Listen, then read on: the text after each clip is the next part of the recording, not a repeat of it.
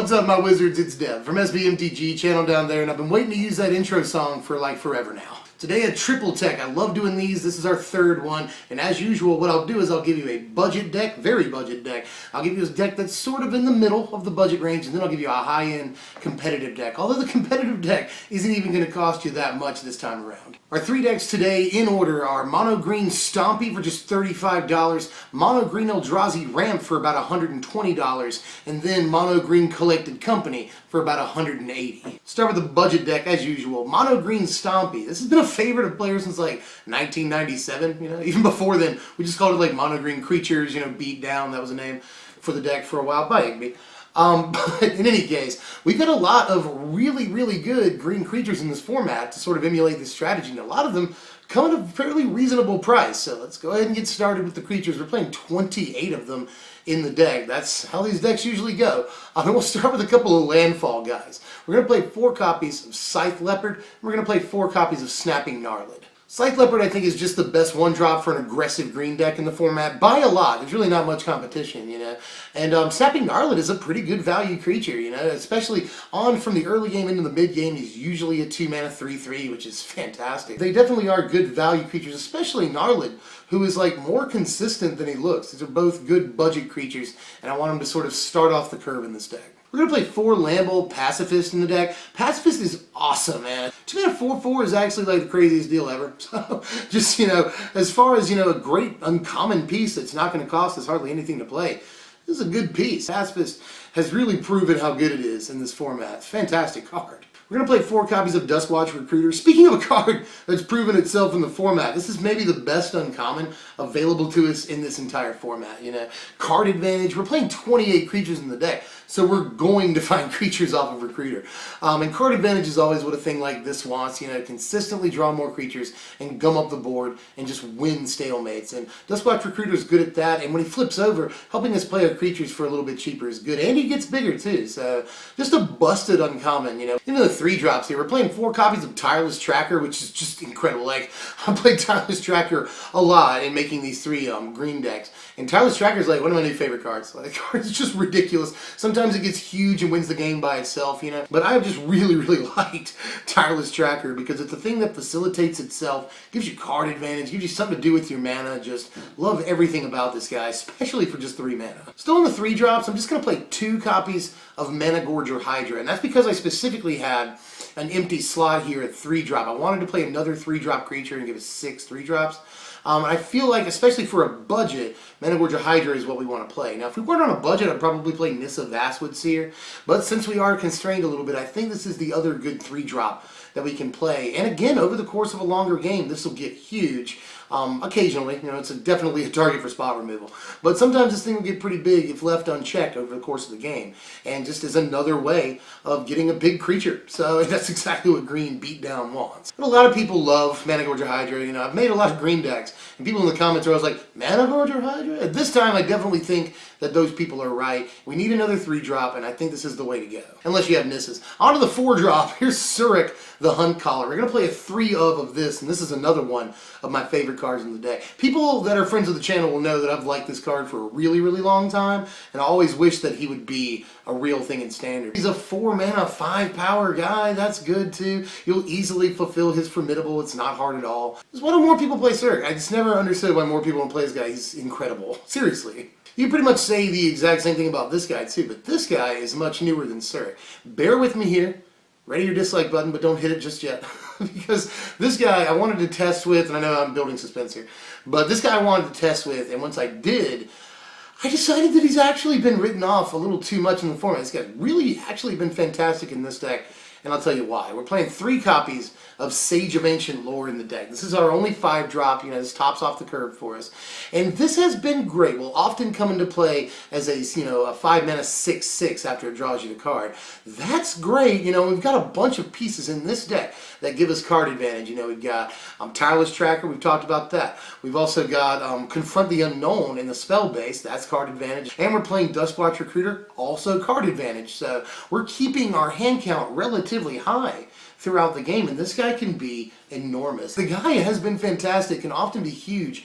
the moment you play him and draw you the cards. So I don't want to babble too much about this guy. Just try him out for yourself before writing him off, because in this deck specifically, with all the card advantage available to us, this card is great. But on into the spells here. We've got 8 slots for spells in the deck. And I want to do a couple of different things. You know, beatdown decks definitely want to have some sort of pump spell, and I've already mentioned Confront the Unknown. Sometimes the creature can get really big depending on what stage of the game we're in, you know. This card is really good for just the 1 mana and is another way, again, of providing card advantage. This time for really, really cheap. And to finish off the spells here, we're playing 4 copies of Rabid Bite. This card definitely has its fans, and I can see why. I've tested with the card a little bit now, and you know, it does require a guy to be out, but sometimes, very consistently, it feels like a Grasp of Darkness, you know, or it'll feel like, say, you know, a pseudo Bile Blight, you know, 2 mana for, you know, basically 3 damage, a lightning strike in a way. So this has actually been nice in just clearing out smaller dudes, especially in the early game. Sometimes we'll Rabid Bite on like turn 4 and take out an Advocate that hasn't gotten big yet. So not a bad card really at all. There's probably other things that could go in the slot, and you could do, you know, more creatures if that's what you wanted. But I just felt like we had the room for the spell, and since we're on a budget, we can't play like Collected Company or anything.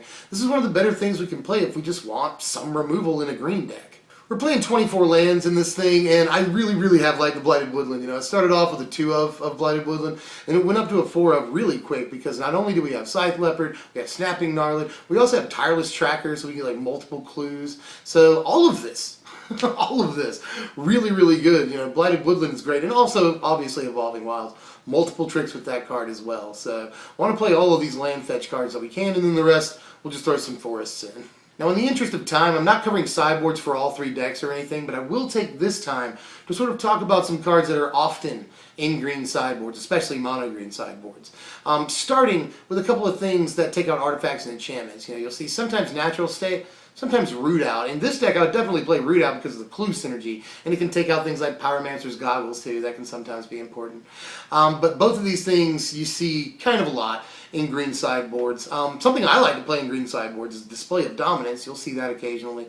Good against things like Sorin, good against Jace, you know. A lot of Planeswalkers in the format this works well against. Display has also been pretty good. Clip Wings and Plummet. Also, you'll see a lot. Clip Wings because it takes out Ojutai, but Ojutai not the force that he once was, you know. You'll still see Plummet in a lot of green sideboards. You'll still see Clip Wings too, but these are both fine cards that do similar things. Ulvenwald Mysteries is something that you'll see in green sideboards, and especially I would play it in this one. Any heavy creature-based deck, Ulvenwald Mysteries is great. Plus, again, we get the extra clue synergy from this, so that's good too. Here's the power rankings on the first deck here. A final score of 59 points, not bad for a deck that's going to cost you anywhere between about $35 and $40 on TCG Player. My card rang up 38 something, you know. I really should just like screenshot that and put it up when I say that, because I've been saying that lately. But anyway, my card rang up 38 something. But the deck is fairly powerful, honestly. I mean, 28 creatures is a lot. We don't have the power of things like Collected Company, but we do pretty well for a budget deck. We especially hold down the ground well. We got a lot of big, efficient dudes for their mana cost, which is really good. We've got a lot of ways to draw cards and some clue synergies in there. So a lot of different things going for us in the deck, and it's a blast to play. That's one deck down. Let me know how you felt about Mono Green Stompy in the comments down there. Again, deck is fairly powerful for its cost and for what it's trying to do. But on to the next one here. This is, you could say the same thing of this deck, actually. This deck is actually fairly cost efficient. Doesn't cost you that much at all to build. And again, super fun to play. And this one actually has a lot of huge threats. This is Mono Green Eldrazi Ramp. It'll cost you about $120 on TCG Player right now. What's a ramp deck without the creatures? Let's go ahead and start it off. We're playing 13 creatures in the deck, and I'm going to start from the top down of the mana curve, because that's what matters in ramp decks. And I might as well tell you, we're playing 4 copies of Ulamog. In this deck especially, you know, most ramp decks play 4 Ulamogs, because he's just the biggest, dumbest ramp target we can possibly try and hit for in this format. We're shooting for the moon, but if we hit it, we're probably going to win. This guy, just resolving an Ulamog wins the game, like 9 times out of 10, literally. We're also playing 4 World Breaker in the deck, just like all the other ramp decks do in the format. You know, 4 Ulamog, 4 World Breaker, pretty standard. World Breaker, one of the only interactive pieces that we have, and if they do manage to kill it, we can bring it back and kill something else. Bust something important to them 9 times out of 10, and is a huge guy they now have to deal with. So World Breaker, great ramp target, and we'll get to him pretty fast. I'm playing 3 copies of Ulvenwald Hydra in the deck. This card is good, man. This card is just straight up good. I was playing Tireless Tracker main deck, but I would move him to the sideboard in this deck, because this thing is just freaking crazy. It took over the slot from Tireless Tracker. I was playing 3 Tireless Tracker. And then I moved it to 2 Tireless Tracker, 1 Ulvenwald Hydra. And I just decided that Hydra is insane. You know, we want to play our turn 3 by playing this as Pilgrimage, ramping in some way or another. No matter what we're doing, we want to play, use our turn 3 ramping. There's just a problem with Tireless Tracker in the deck where like there was no like right time to play the guy in the scheme of things. But this, on the other hand, much better. You know, we can get to turn to 6 mana very early in the game, sometimes turn 4. So Ulvenwald Hydra will come down, be a huge guy because of all the lands. He'll only get better as the game goes on. When he comes into play, he can search up that 7th land, often a Shrine of the Forsaken Gods, and then we'll have enough mana to play Worldbreaker. So that's, I mean, he just facilitates so much in the deck. You know, getting us from 6 to 7 mana is actually really important. Getting us from Ulvenwald Hydra to Worldbreaker is important. Not only that, he's a huge guy, and he's a Hydra, and everybody likes Hydras. So the last card I'm playing in the deck, though, as far as creatures go, is 2 copies of Reality Smasher. It's just been fantastic. You know, Reality Smasher is great right now because Madness isn't what we thought it was going to be. We just don't see too much of it right now in the format, so we don't have to worry about that as much. And, you know, we lost like Crackling Doom with the rotation a couple of months back, so Reality Smasher got better there. Automatically 2-for-1s them. And aside from that, he's just a 5/5 haste. Like, there's just nothing to not like about this guy. So he'll come down very early in the game. Sometimes, again, turn 4 pretty easily. So, you know, just easier definitely than Ulvenwald Hydra. So just the card is fantastic, and I want to play at least a couple of copies of it because it's a real threat. But we got to get to all these huge guys, you know, so we got to play a bunch of ramp spells. We're playing 23 spells in all, a lot of which do ramp, but some of which serve a dual purpose. But there is a fairly standard staple of, you know, ramp pieces in the format right now, so I'm going to run through these really quick. We're playing 3 copies, first of all, of Nissa's Pilgrimage in the deck. That's sort of a no-brainer, you know. Turn 3, this can set us up into turn 5 sometimes, so that's good. And we'll get the Spell Mastery with all these other spells in the deck if we play it a little bit later in the game. Along with Explosive Vegetation, we're playing a 4 of that, the other important green ramp card in the format. Puts us up 2 lands. It's kind of all there is to it, you know. Just, you don't have to say anything about vegetation other than you have to play it. Along with, again, another important card, 4 copies of Hedron Archive, maybe my favorite ramp piece in the format right now. Not only can this get us the 2 mana, obviously putting us up 2 mana is important. This and Explosive Vegetation do the same thing. This is Pilgrimage can put us up 2 under certain circumstances. So putting us up 2 is very important in the deck. And this does exactly that, and once it's fulfilled its purpose, it can draw us 2 cards. Sometimes if we've got all the mana in the world, but we don't have a big ramp piece yet, we can go ahead and sacrifice our Hedron Archive, draw 2 cards, and then try and, you know, draw into a big ramp piece. So everything about Archive's great. But here's a weird one. We're playing 3 copies of Ruin in Their Wake in the deck. Important because we get to play Waste in the deck and playing at least a few, you know. And Evolving Wilds helps us get our Waste, you know. Evolving Wilds turn 1, go get a Waste. Turn 2, Forest, Ruin in Their Wake. Can be a rampant growth in that case, and a fan-freaking-tastic card, too. This allows us to do things like Hedron Archive or Explosive Vegetation on turn 3, which can really get the jump on things, you know. A lot of ramp decks in the format don't have the ability to play Ruin in Their Wake because they don't play Waste. We can, so in sometimes, we can be faster than those decks. But back to our regularly scheduled program, this is another important card in green ramp decks. 2 copies of Nissa's Renewal, you know, gains us a bunch of life, especially against aggressive decks, can really get us back in the game. Puts us up 3 lands, which is crazy. Obviously, if you have the mana to cast this, you'll get to 9 mana. You'll just be 1 mana away from your Ulamog at that point. So, really freaking stupidly great card, and we're playing the whole 2 copies of it in this deck because we want to see it. We get to 6 mana easily, and that 7 life is actually super duper important. Another ramp piece, sort of. This one definitely serves multiple purposes. This is Warping Whale, and we're playing 4 copies of it in the deck. Mostly because it's really good ramp, you know. This puts us up by 1, can sometimes be a chump blocker, can sometimes be removal, which we don't really get to play too much of. I really liked playing this in Blue Lamog, that deck. And it's no different here. You know, it just does so many different things, and also the thing we need it to do.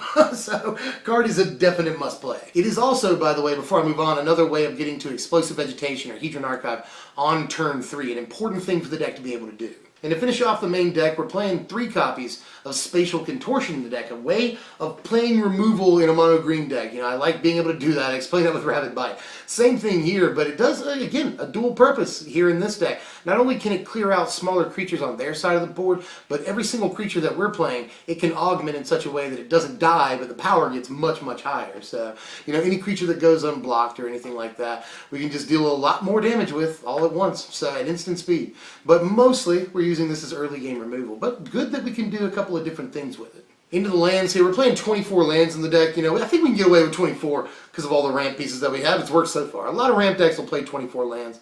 Some 25, but I'm sticking with 24 here. And it's the standard fare. You know, Shrine of the Forsaken Gods, incredibly important. And I actually really like Spawning Bed in this deck, I gotta tell you. Spawning Bed has actually been really good. I'd like it to be a 4 of. I just don't want to decrease the forests anymore, to be honest. You know, we're sort of shoving in waste so that we can profitably play Ruin in their wake. And if we do that, it's hard to play any more forests, it's hard to play any more spawning beds, but I really think it's that important to be able to play Ruin in your wake. We have basically 8 ways of getting that on turn 2 in the land base. Here's the power rankings for this deck right here. A final score of Nintendo 64, and it definitely earns all those points, and it's fairly, you know, budget in this format right now. $120. My card rang up like $117.82. I'm trying to remember exactly. $117.82 or thereabouts. Again, I should really just post a screenshot. But anyway, deck has been, again, a powerful ramp deck in the format. We get to play Ruin in their wake, we get to play Ulamog, Overmauled Hydra, World Breaker, Spatial Contortion, Warping Whale. There's so many good pieces. And don't forget, you can check the description for the sideboards if you're into it. And if you didn't know, newer people to the channel, you can always check my description. I've got the entire deck list in the description. And for this one, I'll have all 3 deck lists, plus sideboards and mana bases and all that. But in any case, we got one more deck. Let's go ahead and close it out. This is Mono Green Collected Company. Altogether, this deck will run you about 180, 175, 180 on TCG Player, and most of that is Collected Company and like Sylvan Advocate. You know, that's pretty much the entire budget that we're blowing right there. There's a couple of other things, you know, that are fairly expensive in the deck, but for the most part, still less than $200 is not that much to pay for a pretty competitive deck. So let's jump right into it. We're playing 33 creatures in the deck, and I might as well go ahead and tell you actually that we're only playing 4 spells in total, and that is Collected Company. Why don't I go ahead and tell you about this, right? Definitely the probably best card in the format right now. We see a bunch of important decks, whether it's, you know, 4-color Right will often play Collected Company, mostly every time. Green-Black Aristocrats plays Collected Company, Band Company, obviously, Abzan Company's a deck. Even Jund Company, I've seen that, but just a lot of powerful decks play this card because it can just wreck combat steps. It can be really good at the end of their turn, you know, in response to certain plays, creatures, or spells, you know. So just Collected Company, they always have to worry about if you've got 4 mana up. And we've got a lot of cool creatures that have like Enter the Battlefield triggers or just pure value creatures in green. So I think we can make a mono green CoCo deck, and it can be pretty darn good. Like I said, 33 creatures, and we'll start with 4 copies of Sylvan Advocate in the deck. One of the best creatures in the entire format. We definitely got to play it in this deck. It's sort of Tarmogoyfian, you know, starts the game fairly small, actually starts the game with pretty good stats for its mana cost, and only gets better from there, you know. So Sylvan Advocate for just the 2 mana, definitely something we want to play. I'm playing 4 Snappy Gnarlin in this deck too, you know, it's just the 2 mana for a guy that again can often be a 3/3 and sometimes a 4/4, you know, if he popped an Evolving Wilds or something. So I really like Snappy Gnarlin a lot. Playing 4 of Elvish Visionary in the deck, like all the CoCo decks do. You know, this can come up the ground early. Drawing us a card is insanely important, I'm telling you.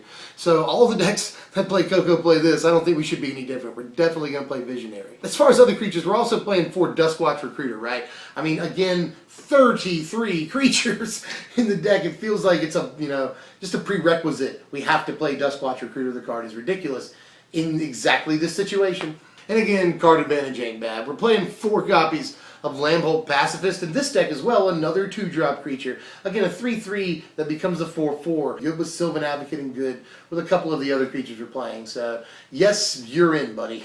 Here's a tired old team we haven't seen in a while. There's 3 copies of Den Protector and 4 copies of Deathmist Raptor in the deck. Den Protector looks wonky because if you hit him off company, he's not very good. But if you just got him in your hand, he can do one of the best things ever, which is get Collected Company back from your graveyard so you can play it again. Obviously, too, Den Protector synergizes with Deathmist Raptor. And Raptor is really good with Collected Company. Great target for Collected Company to hit. And really good during their combat step is sort of pseudo removal. Death Mist is. But great play in that you can, play your Death Mist or your Den Protector, flip him up, get your Collected Company back into your hand, and then your Death Mist Raptor into play. That's just, that is all the value in the world. So these cards all work well together, and we're going to do it because they're good. You know what else is good? Tireless Tracker. I've talked about this a few times in this video already, extensively. We're going to play 4 copies of TT in the deck, Tire Tracks. And why not? These company decks tend to go fairly long, and this is just, again, along with Duskwatch Recruiter, another great form of card advantage. I'm telling you, go ahead and get Tire Tracks, because he's going to be around in the format for a while, and he's just a great 3-drop green creature. But to finish off the deck, we're going to play 2 copies of Nissa Vastwood Seer. A great Collected Company target. Is good with Tireless Tracker, by the way. You go get a land, you play it, Tireless Tracker investigates. That's cool. Also good with Snappy Gnarlid. Can facilitate Snappy Gnarlid next turn. So all of that's pretty nice. But good synergies. Once this does flip, another form of card advantage. Deck has a lot of that, just like the budget deck. And also a way of putting a 4/4 creature out, a big win condition, and also good synergy with Lambhold Pacifist. Lots of good synergies with Vastwood Seer right now, and it's just a way to win the game, honestly. So we need a few of those. Just later on in the game becomes crazy, and early in the game, pretty good value creature that can block and go get you a force to smooth out your mana curve. So everything about this is awesome. There's 23 lands in the deck, though. Let's talk about those real quick. I want a bunch of green sources in the deck, and Blighted Woodland isn't as good in this deck, although we're playing a lot of the same cards. I guess we're not playing Scythe Leopard, just wanted to make room for more forest, basically. That's it. And here's the power rankings for the CoCo deck. A final score of 66, pretty good score right there, definitely competitive. Altogether, the deck's going to cost about $180 on TCG Player, in that realm somewhere. 180 is actually not that too much to ask for basically an introduction to CoCo decks. That's what this feels like. It's no bank company. Those decks are very high up on the power scale. Same thing with Green-Black Aristocrats. It plays company very high up on the power scale. This is sort of a little bit less, but can still win games and can teach you how to play, sort of cerebrally with Collected Company. Collected Company is actually a pretty skill-intensive card and deck to have to play. You have to know the right time to do things, basically. It's not just play your creatures and go like derp, derp, derp. No, you actually have to have a plan with Collected Company. And the sort of, the build is very important with Collected Company decks too. So you have to sort of maximize your chance of drawing the most impactful creatures that you could CoCo at any given time. Which is sort of what I've tried to do here. We're playing 4 of all the most important stuff. I think we made it. That is all 3 decks for you right now. Let me know which one was your favorite in the comments section. I'm actually rooting for Stompy, but dude, that mono green Eldrazi ramp deck, try that out. Try that out if you've got the pieces for it. That is actually an incredibly powerful deck that might not win a Grand Prix anytime soon or anything, but could wreck your FNM, I promise you that. And that budget Stompy deck, just for $35, $40, is gonna win you some games, man, and it's gonna, Sage of Ancient Lore is gonna impress you. I promise you. Anyway, that's all I've got for now, guys. Let me know what you'd like to see me do here coming up soon. I'm open to any and all suggestions, but I do have Top 10 Uncommons and Shadows Standard coming up, as well as a Crawling Sensation double deck tech. I've really been experimenting a lot with that card lately. So if you enjoyed the content, you want to see more, like it, share it. That'd be great. Comment on it, and sub if you're new, and I'll see you guys next time. I'm Deb from SBMTG. Thanks for watching, my wizards.